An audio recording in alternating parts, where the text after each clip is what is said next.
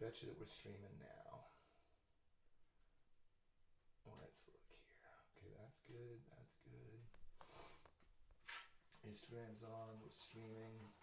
Just a couple of things to do before we actually get started here. Okay, everything's streaming. Good. Now, let's go to some platforms.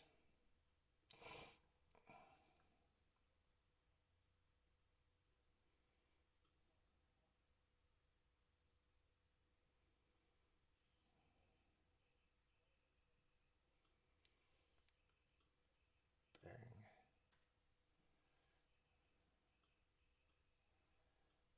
Bang.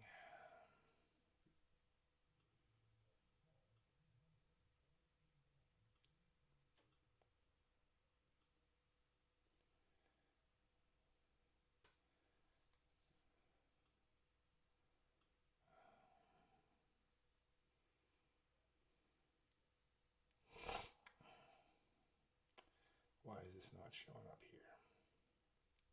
It will. There we go. Click on that. Oh, we got a few people up here on Facebook already. We're going to start the music in just a minute here. Let's see.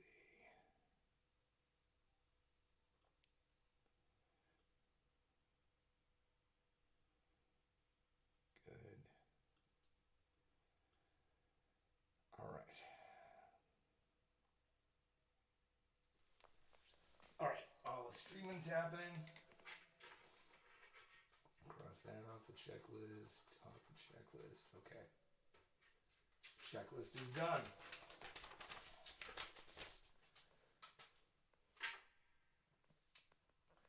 Let me just check my tuning. And then we'll touch base here.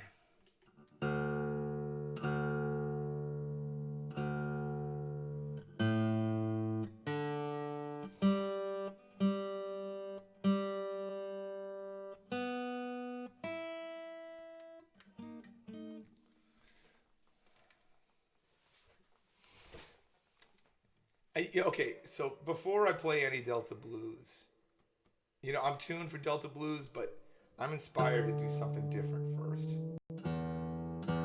before we start the program.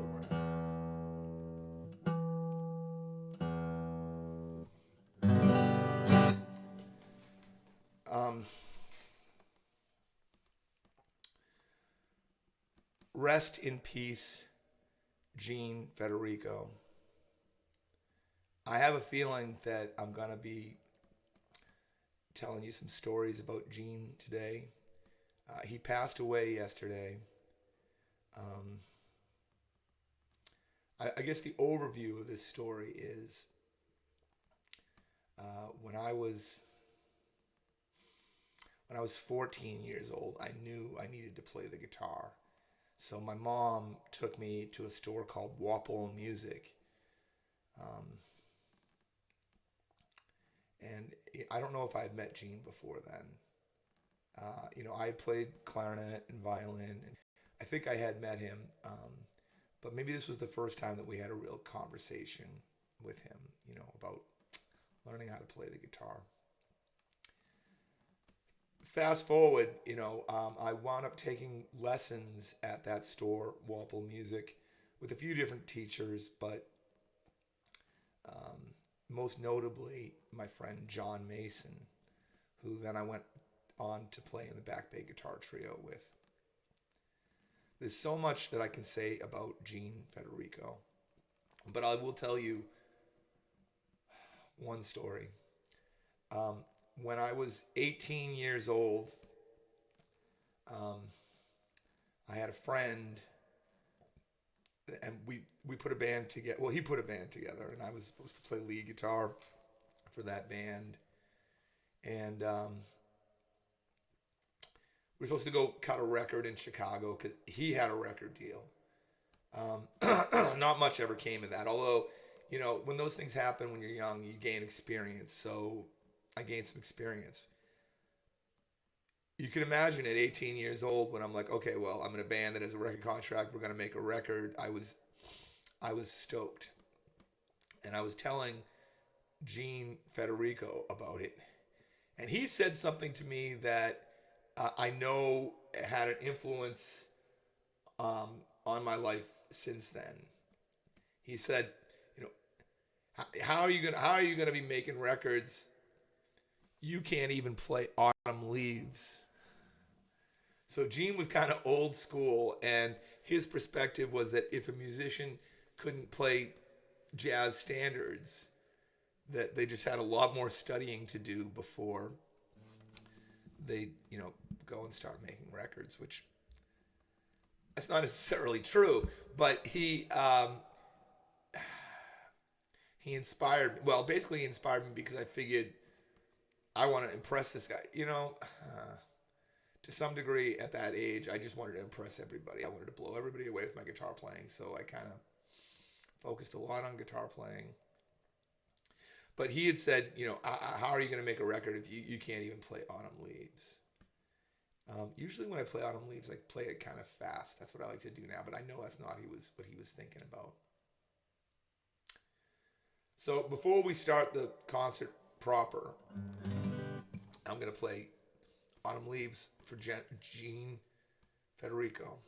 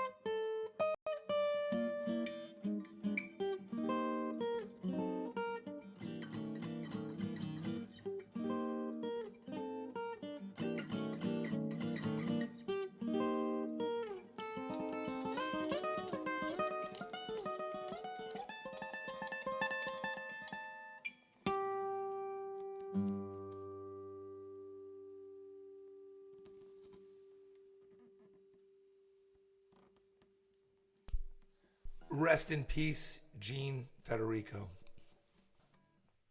Okay. Now we'll start the Delta Blues.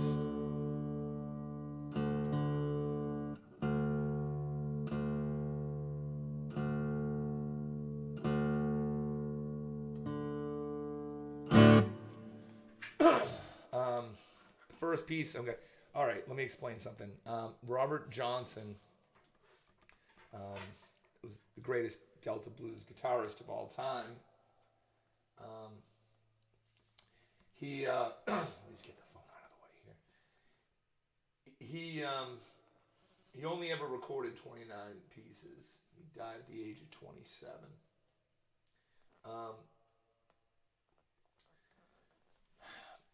Within those 29 pieces that he recorded, he used several tunings. But within each tuning, there were certain sets of chord progressions and riffs and voicings that he used for more than one song. So the first song I'm going to play here, we're going to call this Malted Milk after the Robert Johnson song by the same name. But I'll let you know, let me see if that's in the way. It's not. I'll let you know that he also used this progression or a lot of these riffs in this particular key and tuning. This is drop D tuning, which any of you that are familiar with the music, the grunge music of the 90s, the Seattle music, any of you that are familiar with that, you're familiar with drop D tuning. I'll show you what's going on here. I've tuned my thickest string to D, so now I can play the three thickest strings, and I have a chord. So I could play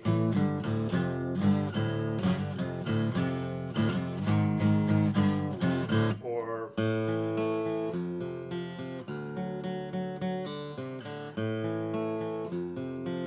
So that's the tuning we're in right now. Robert Johnson used this for Malted Milk and for Drunken Hearted Man. I'm going to kind of play my own thing up front, but then I'm going to play my arrangement of Malted Milk.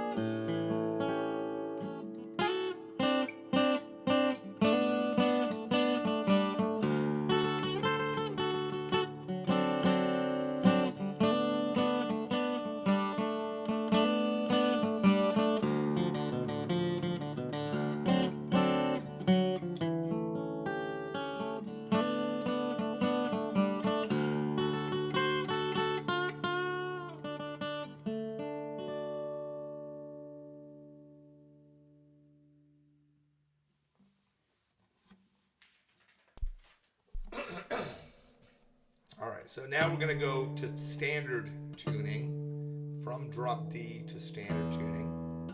Just means that I'm raising my thickest string from D to an E. Just a few things to touch on, just in case you're new to this virtual world tour. So let me think about this. This is Saturday, so 2 weeks ago on Friday, 15 days ago, I started. You know what? I'll tell you, since the tour is almost over, I'll tell you a little bit more. Friday would have been 15 days, Thursday 16, Wednesday 17. So 19 days ago, it was a Monday. I have been streaming since the quarantine started. I was streaming on Monday evenings. And I did a couple of Mondays. I did classical guitar. And then I did jazz guitar. And then I had rock guitar. And I was planning on doing blues guitar. What happened, though, there was a storm. I think it was a tornado maybe, or a hurricane. I think it was a tornado in Massachusetts. The bottom line, we lost power. And the internet was horrible. I tried streaming and it wouldn't stay on for more than a few seconds. So I figured I'd leave the area and do my busking, but a tree had fallen down on the road, so there was the tree and there were um, orange cones and yellow tape. So there was no way to leave the neighborhood, and there was no electricity in the neighborhood, so I was unable to stream on that Monday. The way I like to react to setbacks is to double down. So let's see, 15 days ago on Friday, I started this virtual world tour. I performed that Friday at 8 p.m. in, um, you know, well, that concert was for New York City because they're in our time zone. And then on Saturday, I performed at 9 p.m., which was for Chicago because it corresponded with 8 p.m. in their time zone. You see where this is going? And then I performed at 10 p.m. because it corresponded with 8 p.m. in Salt Lake City, etc. And I've been doing this now, depending on your count, for the last 15 days. I want to say 17, 16, 15. This is the 15th performance. There you go. That's enough about that. That's what I'm doing is the virtual world tour because suddenly all the gigs are gone. So any performance income now comes in the form of tips. So that's the Delta Blues world tour. I'm in standard tuning now. I'm gonna play. I'm gonna play a piece called "Kind-Hearted Woman." I mentioned before that Robert Johnson would often use a particular set of chords and voicings and riffs. He'd use them for more than one song, and that was the case with "Kind-Hearted Woman." It was the first song he ever recorded, but he used it for a few other songs, including Phonograph Blues, 3220 Blues, Dead Shrimp Blues, Honeymoon Blues, Little Queen of Spades, Steady Rollin' Man, and Me and the Devil Blues. But this is Kind-Hearted Woman. Here we go.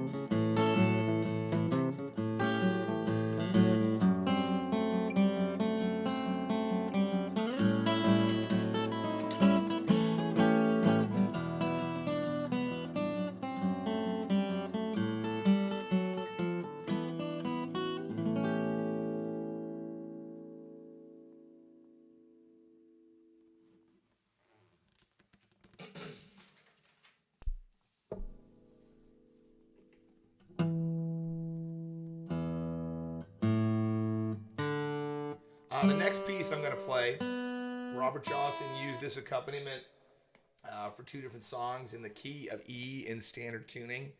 He used it for When You've Got a Good Friend, and also the iconic blues standard Sweet Home Chicago.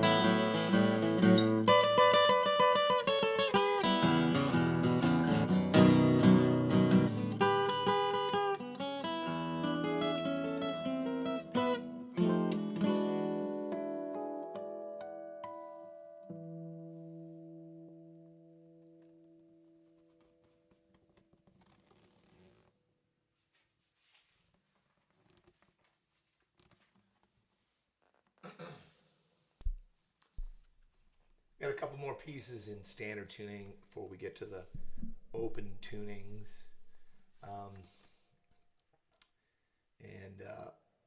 Well, first I'm going to tell you a story about Gene Federico. One thing that he believed in,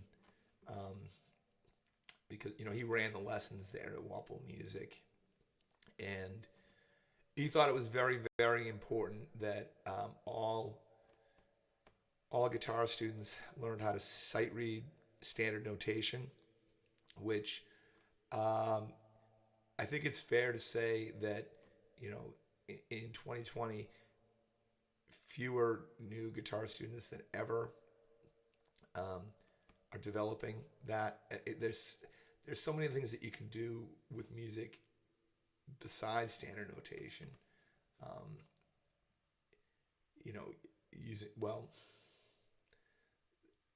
Using the state of the art of recording is very different. There's a lot of very valid things that people can do, even if they don't have their sight reading together.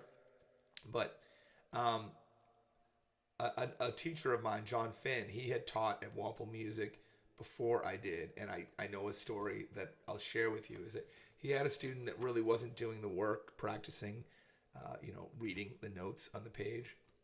So one week, John Finn told this student, "Well, if you don't have it together for next week, we're just gonna play a game of cards in our lesson." And and sure enough, the kid came in and he wasn't prepared for his lesson. So, um, so John broke out a deck of cards and they started to play Go Fish. And I know that the way it goes is that Gene was very upset. You see, you have to understand it that Walpole Music, the studio that John was teaching in, and the studio that I would teach in there, and at a window, it was visible from the store, and it wasn't a good look, I guess, to have people playing cards um,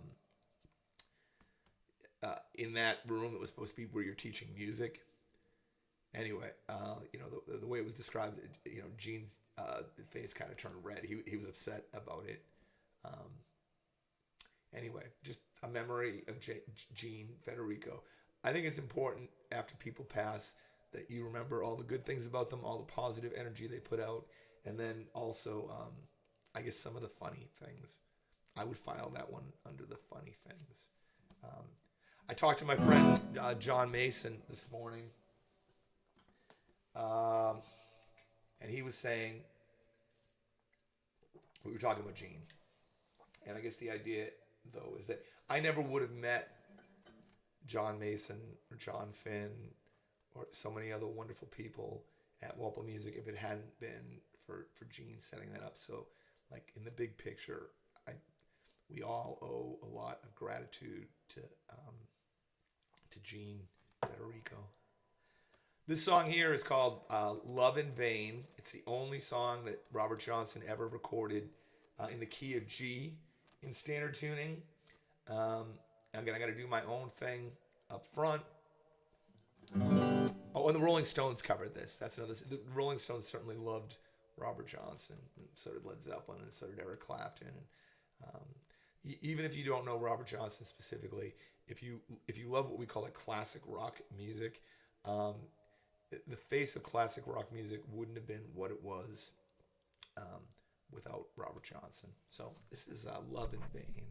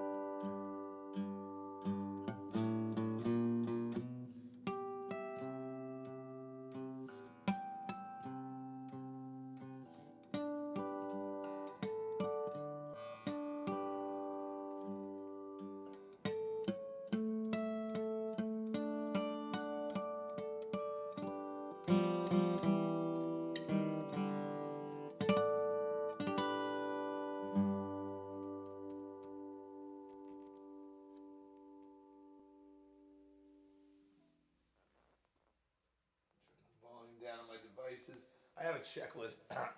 I have a checklist of things that I do before I start playing. Thank you, Kelly. Thank you, Ben. You two rule. My friends Ben and Kelly. Yeah, I was mentioning this virtual world tour. They were following this. The performance was getting later and later, right? So it was 8 p.m., 9 p.m., 10 p.m., 11 p.m. They were following the. Certainly by the time I got to the 11 p.m., the midnight, the 2 a.m., the late night ones. And then it's sort of a different crew that I've had, an international crew for sure. But then even people around here, people that are more on day schedules, were able to follow some of the later part of the tour. People that were on wicked night schedules were able to follow more of the beginning of the tour. I'm going to get to your comments and questions and everything on all the platforms. Again, I want to tell you where this is happening. This is on my personal Facebook page. It's on my business Facebook page. It's on my YouTube and my Periscope. But then it's also on my Instagram. The thing about the Instagram that's different is my Instagram is behind the scenes footage. So you're all seeing Paris, a little tour of Paris going on behind me. And you're also hearing the microphones, the produced audio. But Instagram is just getting like the raw footage. There's no microphones involved there. There's no the green screen actually is green for them. Anyway, thank you, Ben and Kelly. It's good to see you again. When we got to the morning shows, I didn't see them for a little while just because it was morning, which I get that. If it hadn't been for the virtual world tour, I never would have been awake and performing at 6 a.m., 7 a.m., 8 a.m., 9 a.m., all that. Okay. The next song I'm going to play is called From 4 Till Late. After this piece, I'm going to be changing my tuning, and I'll make the rounds of the platforms and say hello to everybody. This is From 4 Till Late.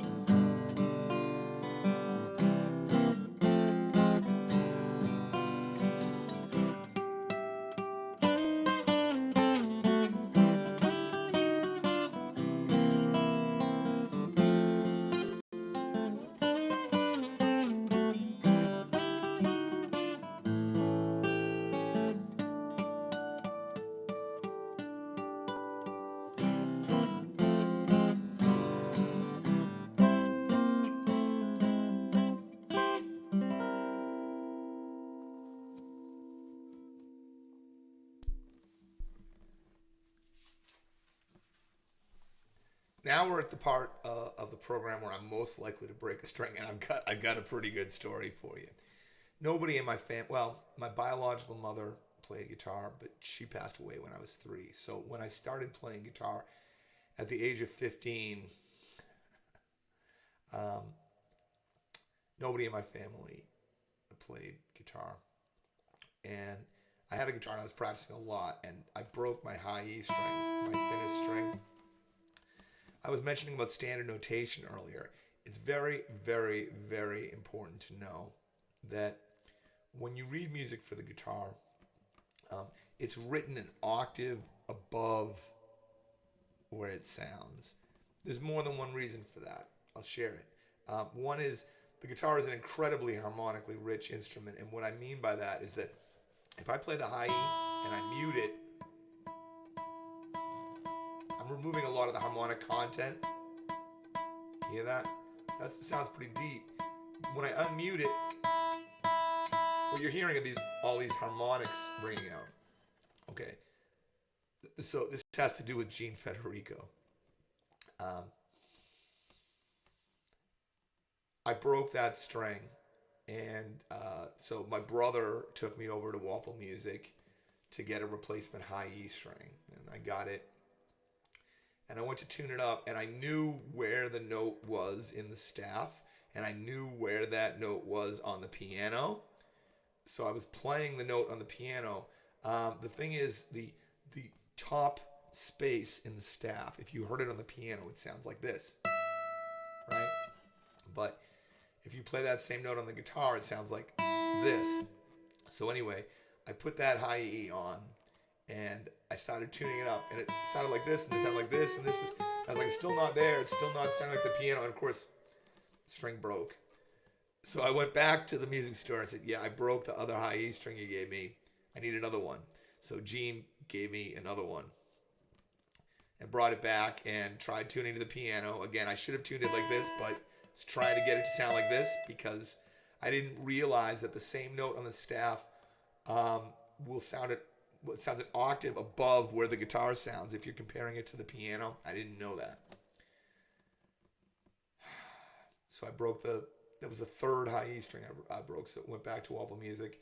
And then Gene explained to my feeble 15-year-old mind what I just told you, is that the notes on the guitar, if you're comparing them to the staff, they're an octave below. Once I knew that, I was able to tune the string and play in tune and everything. Anyway, with that in mind, I'm going to go to open A tuning, which means I can break a string. Let's see, I did just change these last night, and I have spare strings with me, so no worries. I've broken a total of 3 strings over the course of 14 performances up until now, so you never know. The other thing is I use kind of heavy strings on all my instruments. I like heavy strings. I get more sustain from them. I like the feeling of resistance when I'm playing.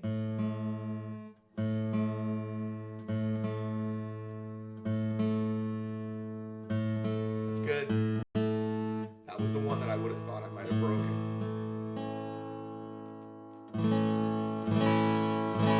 All right, we've been going for about 40 minutes here now, so after I check the tuning on my guitar, I'm going to make the rounds, answer your questions, comments. I will graciously take your insults, your constructive criticism, I guess. Oh, I want to tell you about a couple other performances that are happening today, too. My friend, here, let me write here. I have more than 3 friends that are performing today, but there's 3 that I have on my calendar. At 5:45, my friend David Newsom is going to be performing a solo jazz set. It's a benefit for a restaurant and live venue called Blue. So if you look up David Newsom guitarist, I know there'll be a link to that. That's at 5:45 today. At 7 p.m., my friend and my student's father Kendo is going to be performing at 7 p.m. You can search for Kendo on Facebook or probably on YouTube too. And then at 9:30, my friend Vinny Sirigliano will be performing a set. Vinny's awesome. One thing I'll say about him is that he's really gone above and beyond the state of the art in terms of the audio and video that he's presenting in this live streaming. For what it's worth, it's kind of tricky getting the audio right for streaming, and Vinny's doing an amazing job with that.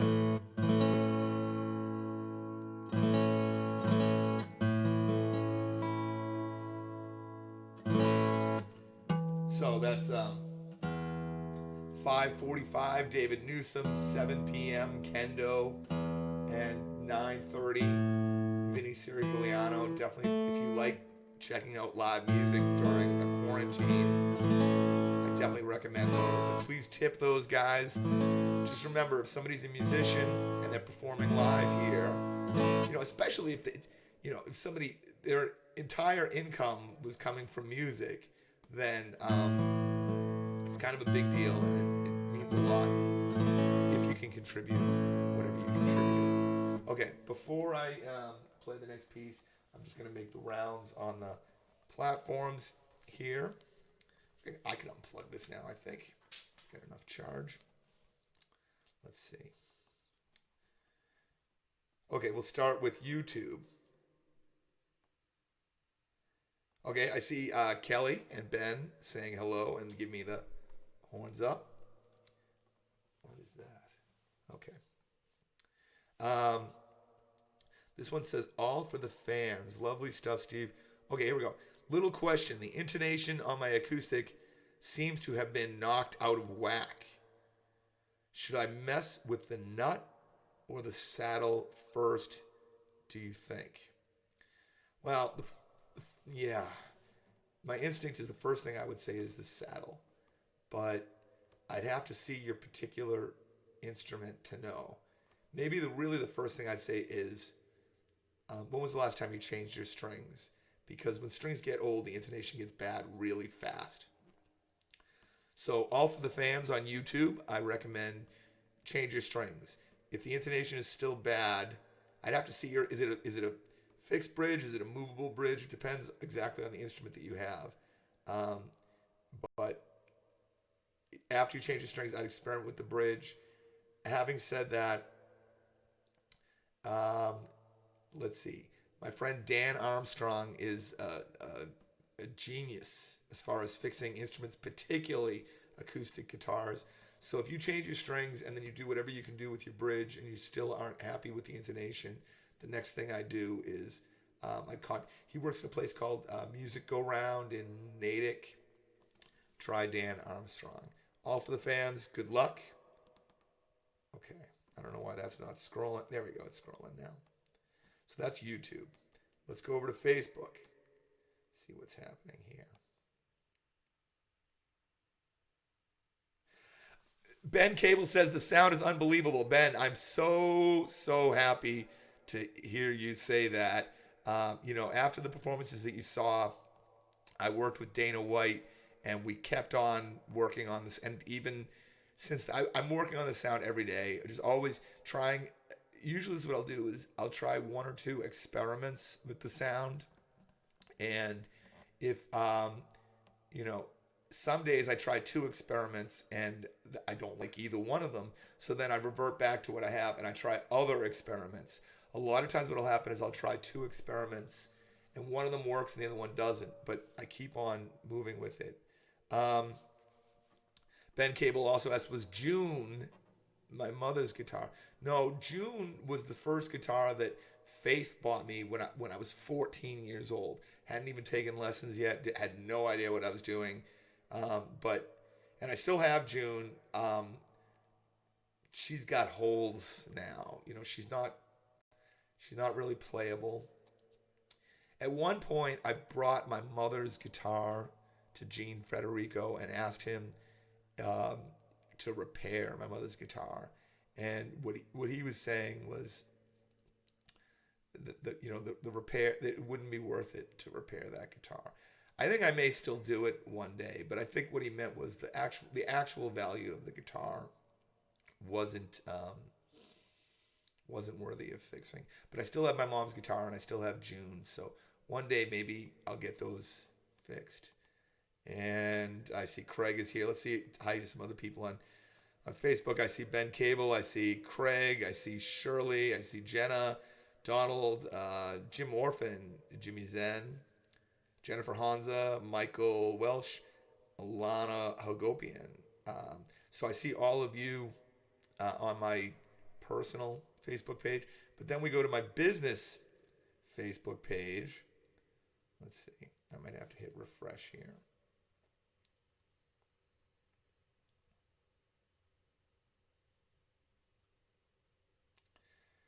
Okay. And Melissa Madden is saying, so sorry for your loss. Thank you. Will says, heavy strings can really hurt your fixed neck guitar. That must be it. I'm sure I do tons of things that are hard on my guitars. The way I look at it is guitars are here to make sound. And if you do something that you like the sound and it wears your instrument out prematurely, I mean, that's, from my perspective, that's what guitars are for, is to make sounds. So I'm sure that heavy strings are tough on my instruments, but, well, that's what I do. Okay, so I responded to everybody on, hey Valerie Sneed, who we released a video last week. She just said hi Val. We have more videos. So, you know what, actually I'll use this platform. I'll say Val, because I know we were talking about some technical things, but I was going to say, if you think the things you're going to do here next, we were talking about the Tascam and things, if that's taking you time, why not just make another video the way that you did, and we'll follow through with that. Keep getting the music out there. It's up to you, but I would say it's fine. Just send me like what you sent me last time. We'll make another video for the people, and then when you have this update, we'll look, we'll integrate that. Okay, bang.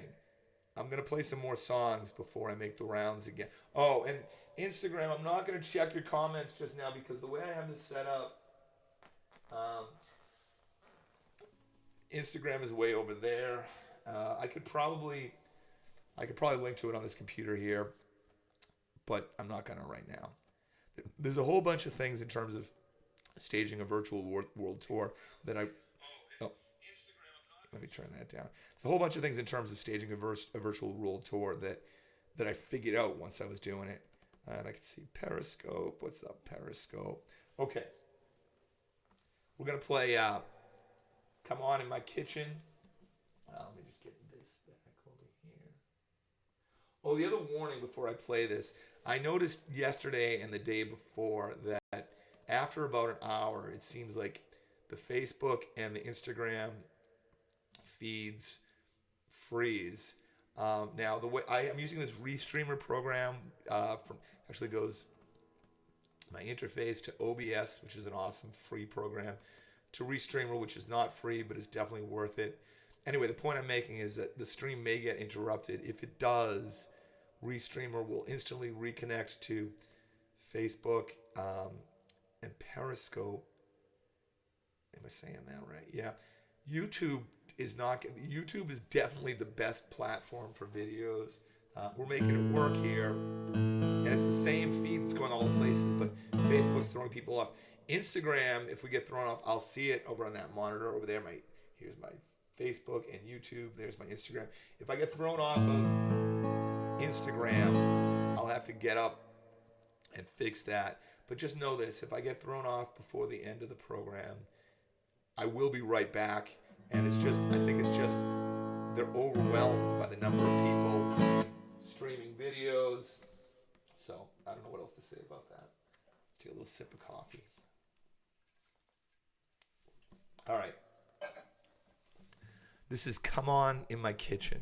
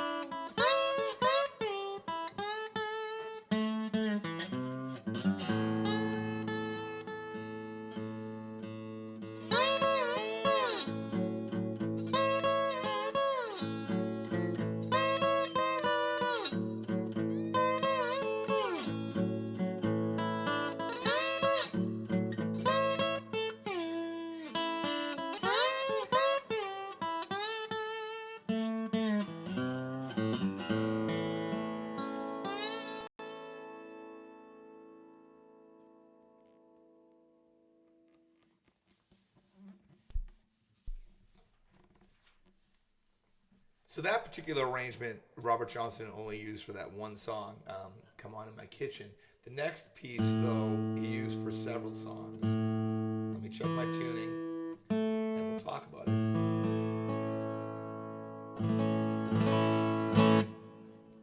All right, the next piece is called "Terraplane Blues." That's the only hit that Robert Johnson ever had during his lifetime. Oh, look at that! Okay, let's see if I point the right way. Eiffel Tower sort of hiding behind me there.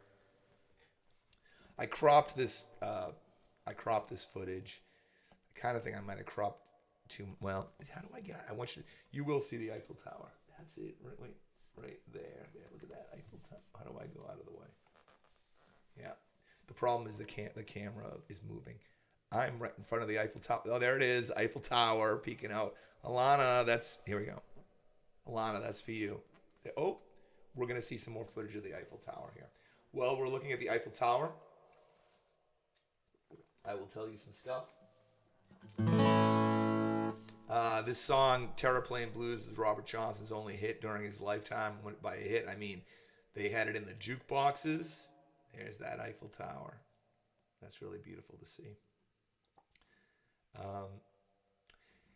But he used this sort of these riffs in this configuration, this tuning configuration, for a bunch of other songs, including "Stones in My Pathway," "Milk Cow's Calf Blues," which is the last song that Robert Johnson ever recorded before he died, right?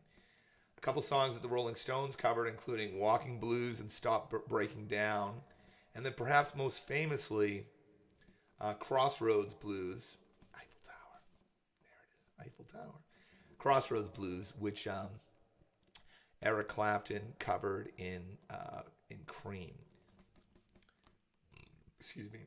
Before I play it, the Instagram just turned off, so I'm gonna go just fix that real quick.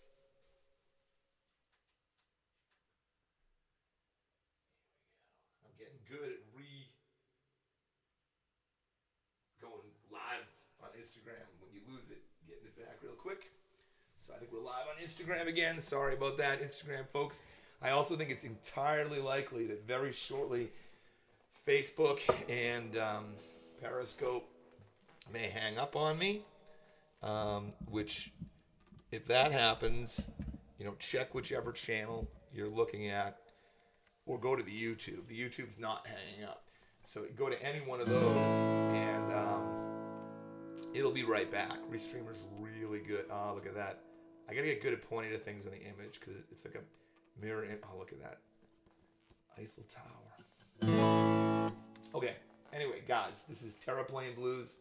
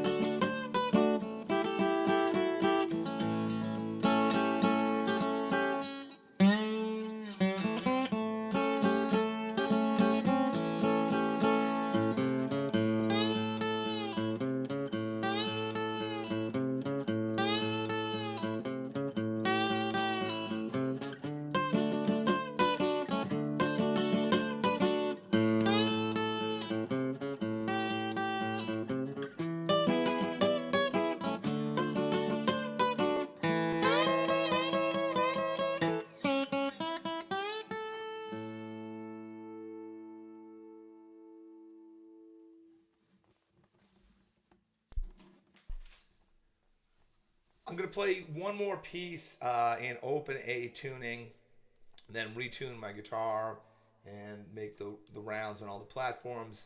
So if you have questions, comments, insults, anything, go ahead and put those up. If you give me insults, please make them constructive insults. I prefer it that way. Let me learn from your from the what's the term I'm looking for? Heckling. Constructive heckling only, please. Okay. I'm going to tell you a few things about this piece I'm going to play right now. Now, before I even do that, one thing I do want to tell you.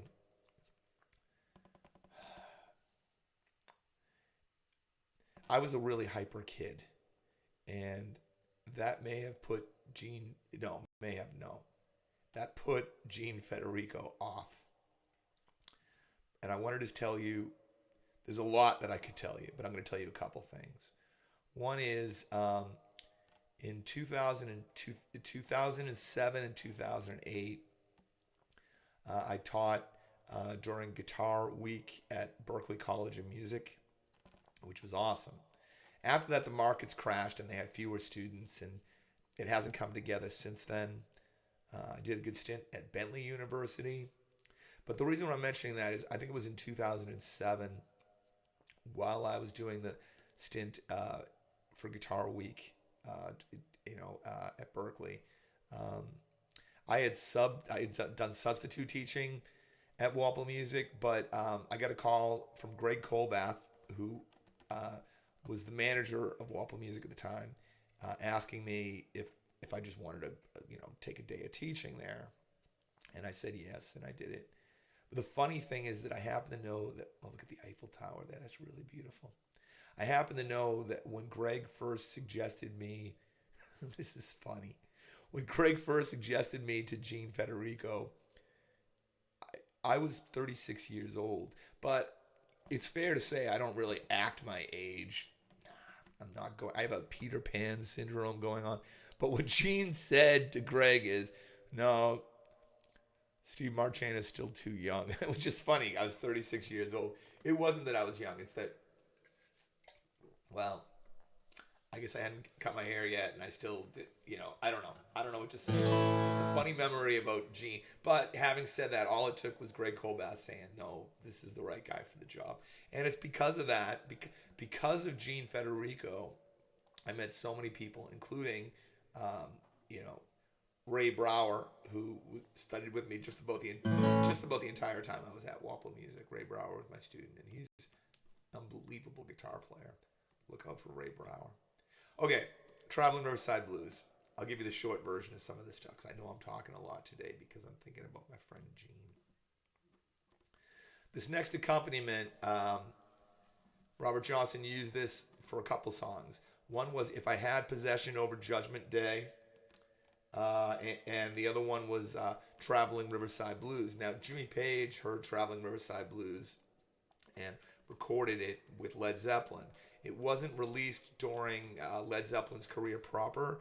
It was in the 1990s. Led Zeppelin came out with a box set of remastered tracks and included some bonus tracks, which included Traveling Riverside Blues. Around that same time, the box set, The Complete Robert Johnson, came out, which was the first time they released everything, including all the alternate takes and everything. Last thing I'm going to point out to you, when I had a contest, but nobody won. Nobody got it. I think it was too complicated. I'll tell you the bottom line. When I play Traveling Riverside Blues, I'm going to play, I'm going to quote a couple of songs by Whitesnake. That was the thing, was to guess what the group was and the songs. And a couple of people guessed the group and one of the songs, but not both of them. So I'm going to show you what they are. There's two Whitesnake songs I'm thinking about. One was on the album Slide It In, which that could have been a Spinal Tap name, the name of a Spinal Tap album, right? Slide It In. And the song's Slow and Easy. You'll hear that. This riff goes.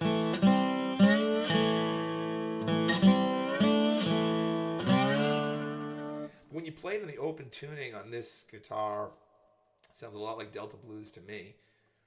The other one that certainly originally didn't sound like Delta Blues at all, but was very influenced by Led Zeppelin. I play this quote from the song Still of the Night. And if it went on, the song is... Right? So you'll listen for those quotes. This is Traveling Riverside Blues.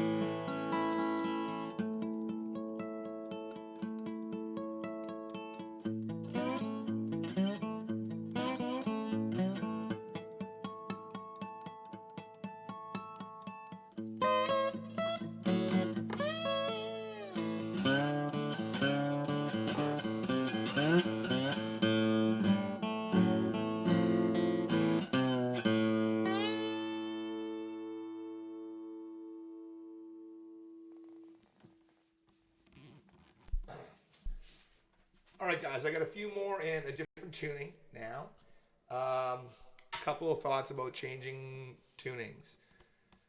One is you probably want to, if you have to raise some strings and lower other strings in pitch, I would recommend you start by loosening strings.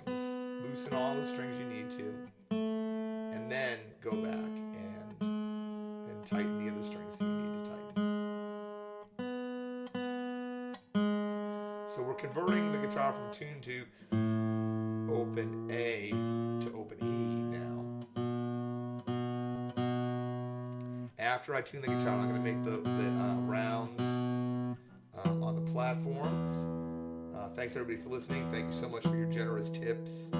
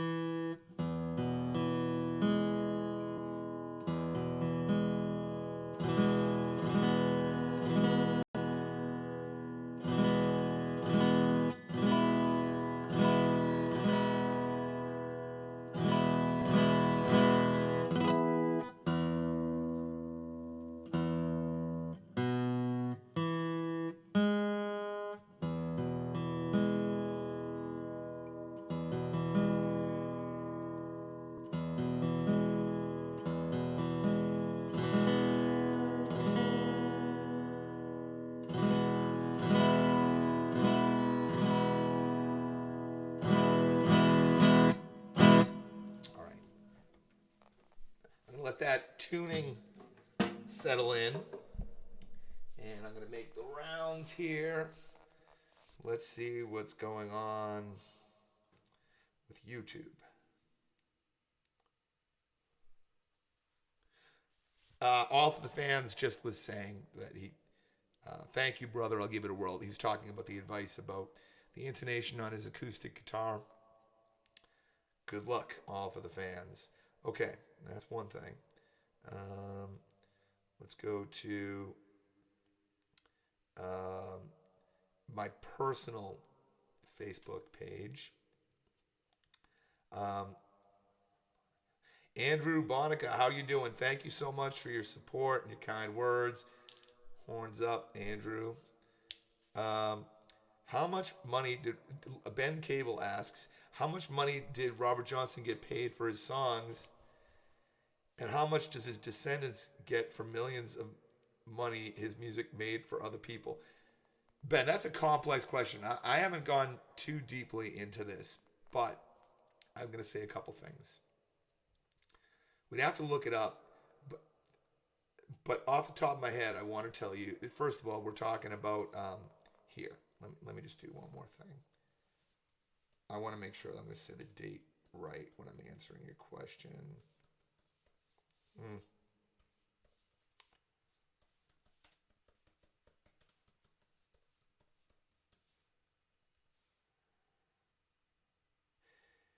Yeah, so he recorded during 1936 and 1937. And I want to tell you, he got paid $75 per session, which was a lot of money back then. Having said that, if you look in terms of the entire legacy he was leaving behind, it wasn't a lot of money. Okay, let me go back to Ben's question there. So the other thing is there were no, he had no residuals or anything. So I'm sure he went through that money. His descendants, this gets complicated. Okay, I want to say something about copyright law and how it affects Robert Johnson and how it affects Mickey Mouse. So there's this concept that 75 years after somebody dies, they can't still hold a copyright, right? Does that make sense? I think it was 75 years. But a couple things happened. The other aspect about copyright law is up until 1977, in order for music to be copywritten, the way it was copywritten was the sheet music when it was published. So when Led Zeppelin and the Rolling Stones were covering Robert Johnson's music, it was in the public domain. So don't be hating on the Stones and Led Zeppelin. For it would have been nicer if they had listed his name, but I think legally a lawyer at that point would have said it's in the public domain, right? So having said that, in 1977 some laws changed. They decided that a sound recording you could copyright things that way. And it makes sense, they were catching up, but the problem is at that point Robert Johnson's music ceased to be in the public domain. Okay. Furthermore, there's loopholes. And most people don't use these loopholes if they have some music copywritten. But if there's a lot of money on the line and they get good lawyers, they find ways to do this. I know that Mickey Mouse should absolutely be in the public domain now, but he's not. You can't open, a business and then use Mickey Mouse as your mascot, even though Mickey Mouse should be public domain. Why not? Because Disney has awesome lawyers. Well, what did I say? The family of Robert Johnson, or there's a better term for this. What was the term I'm looking for? His foundation, there's a better term. I'll think of it after the whole stream is done. But they got good lawyers. And that's why Robert Johnson's music right now is still not in the public domain. It really kind of should be. But it's really sad. Right? Robert Johnson couldn't afford a doctor when he was poisoned. And yet, his descendants, you're right, they get all kinds of money from that. It's a complicated issue. I think what I just said right now is as deep as I've gone into it on this tour. And it's not a legal tour, but for what it's worth, I do understand what's happened with copyright laws. And I do think that they made a mistake in 1977, which was to retroactively apply.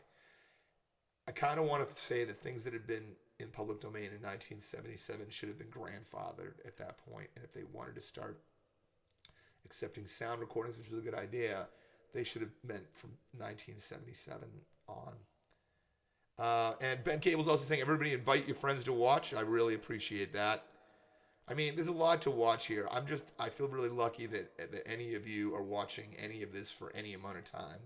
There's 2 more performances after this. There'll be one tomorrow, that's Sunday. It'll be 8 p.m. in London, but that corresponds with 3 p.m. in Boston. And then Monday will be the grand finale, 8 p.m. in Boston. That'll be the last time that I'm playing Delta Blues for a long time. I work on a lot of different styles. Obviously, this tour has meant that I've been playing Delta Blues every day, and I really love it. But I will be doing other things going forward. So if you like this music, after today, there's 2 more chances to hear me perform it live in the near future. Okay. I checked YouTube. I checked my personal Facebook page. Let's take a look at my business one. Right, same point there about the strings. All right, let's get that out of the way. Go back. Everything is streaming properly. The next song I'm going to play, now we're in open E tuning, and I gave the guitar a moment to acclimate to this tuning. So let's see how that's doing.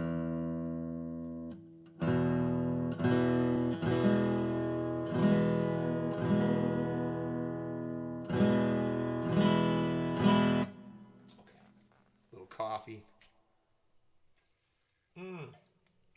It is so much easier to start performing at 2 in the afternoon than it is at 6 in the morning, or 7 in the morning, or 8 in the morning. So in that way, the schedule's getting easier and easier. All right. The next piece I'm going to play, Robert Johnson used this for 2 songs that he recorded.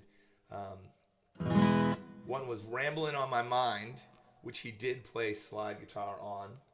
And the other one is Dust My Broom, which he did not play slide guitar on. Now, what I've done is sort of combine because there's a lot of, besides the fact that one has slide and the other one doesn't, other than that, the arrangements are very similar. So I've combined some of the slide licks from Ramblin' on My Mind with some of the not slide licks, fingered licks as it were, from But Dust My Broom. So this is Dust My Broom.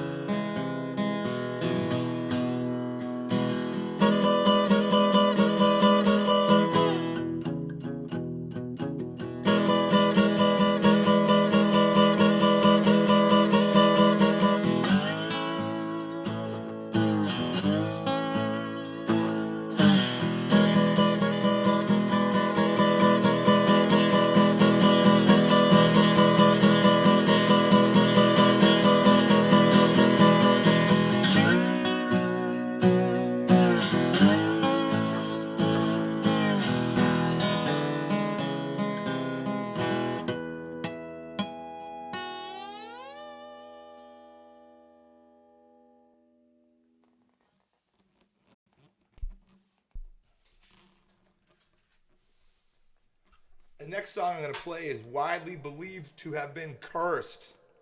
I've told stories about this one in some of the other concerts.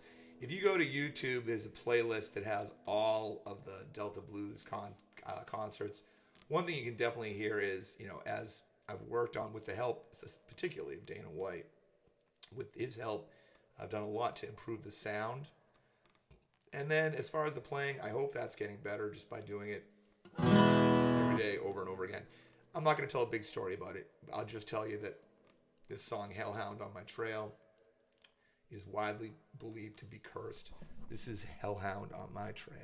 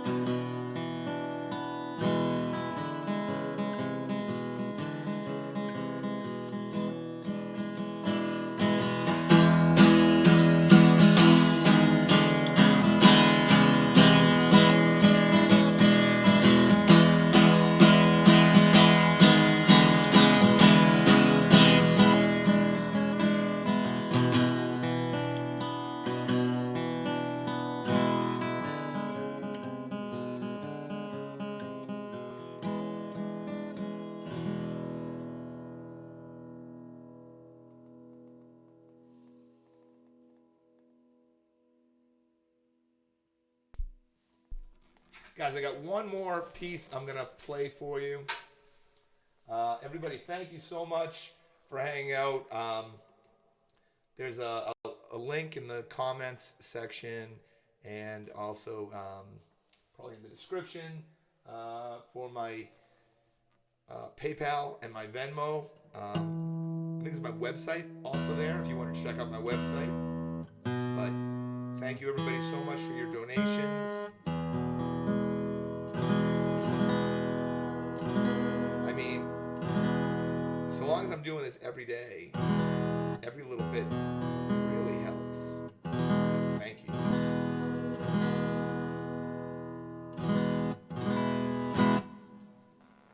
Let's get a couple things ready. The last piece I'm going to play, Robert Johnson only used these accompaniment parts for one song, which was Preaching Blues. The other thing is, actually, I'll tell you one more thing before I play this. I took Steve Vai's class through Berklee Online. Let me think about this for a second. 6 plus 8. I've actually, if I count the interdisciplinary, I did 8 semesters at Berklee. You know, the physical buildings. I did 8 semesters as a performance major. Oh, look at that. There's a bunch of words behind me there. But then I did 6 semesters as an interdisciplinary music studies major. And that's when I took Steve Vai's class. I'll tell you something that he told me was, he said it sounded like I had spent decades working to play a lot of different styles of music authentically, and that I should stop it. And that now I should spend decades working on playing, all these different styles of music like me, right? So that was kind of profound what he said. I had worked on all of this Robert Johnson music before I took Steve Vai's class, and certainly I hope that there's a lot of authenticity in what I'm doing kind of automatically based on the work that I had put in before Steve Vai's class. But what Steve Vai got this idea into my head that I needed to, Robert Johnson already played these pieces just the way he did. So I say that because as he plays arrangements, I'm definitely playing things that he did not, which I guess in a way makes it less authentic, but that's because it's me playing it and not Robert Johnson. So I'm going to play some things here that are absolutely not authentic to what Robert Johnson played, but I hope that you still enjoy them. And it's all a tribute to his music, really. But the thing is that it's not him playing it. This is my tribute to him playing it, which is why I feel like I have a license to use techniques that he never used. Everybody, thanks again for hanging out. Thanks for your tips. And this is Preachin' Blues.